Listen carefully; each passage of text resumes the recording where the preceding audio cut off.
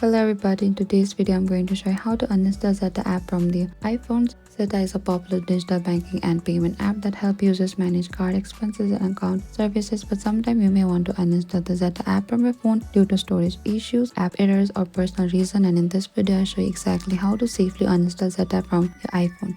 So uninstalling Zeta does not delete your account or your financial data. Your account will remain safe as long as you remember your login credential, mobile number, email or organizational ID. So first you need to go to your home screen on the Zeta app icon on your home screen or the app drawer here. What you can do and hold to this icon and a menu will pop out and simply select remove app over here and select delete. This is for the confirming. By tapping delete, the app will be removed from your phone completely. And after uninstalling, you can reinstall later. You can download Zeta only from the official app store or the Play Store. You can also restart your phone for the best performance and never share your OTP pin or account login. And that's it. That's how you can uninstall the Zeta app from iPhone safely. If this guide helped you, don't forget to like, subscribe, and if you have any trouble or confusion, please comment down below and we will reach out to you very soon.